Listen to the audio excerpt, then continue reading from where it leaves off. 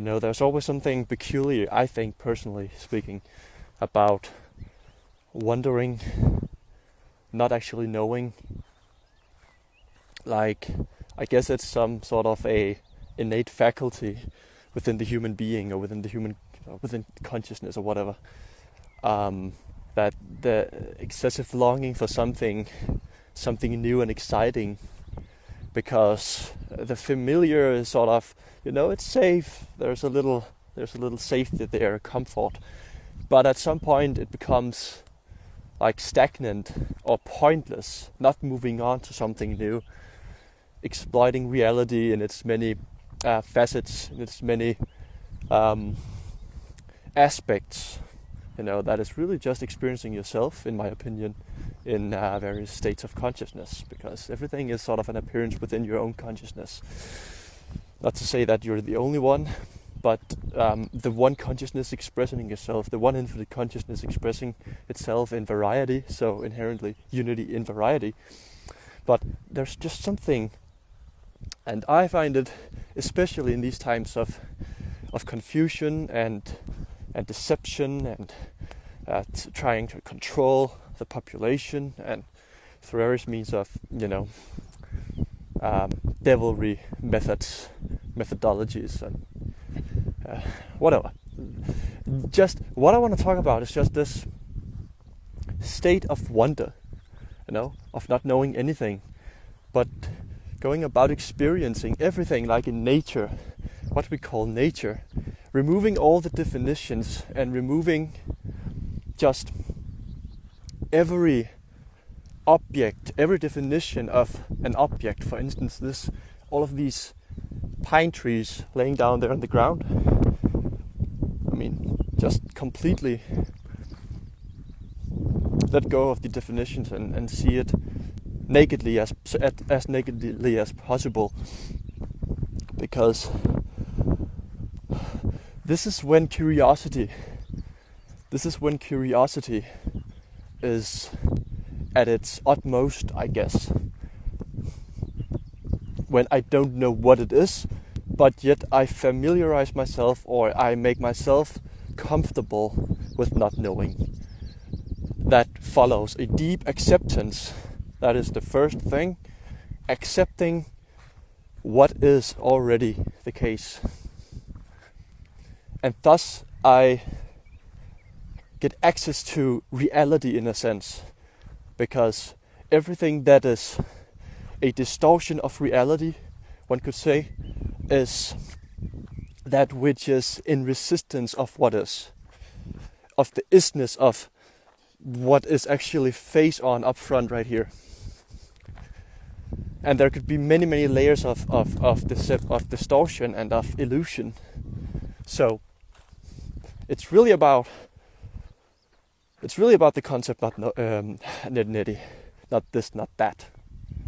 Advaita Vedanta, Hinduism, Sanskrit expression. But curiosity,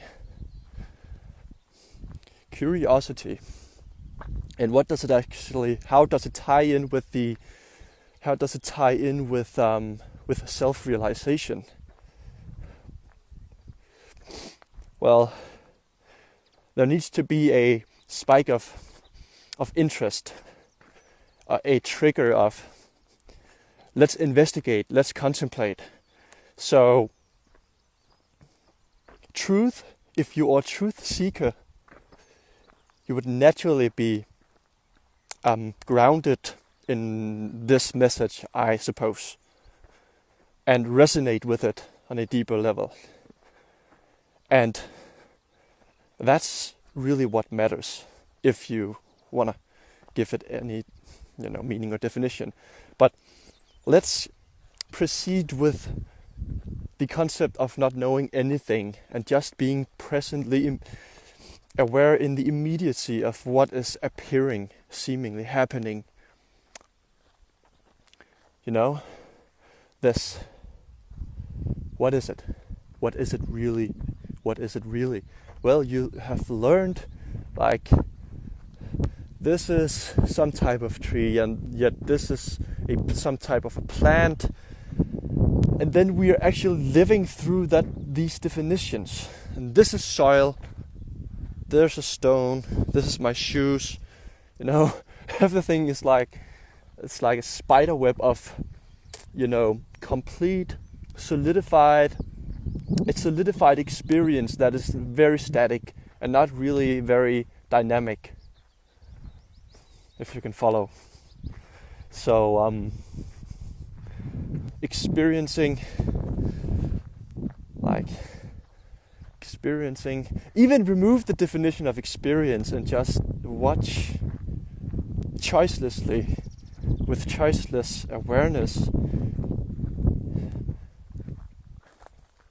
what is apparently happening. But you see, if one is still trapped within the story of the individual, there's still the trying to figure something out, trying to connect the dots, or trying to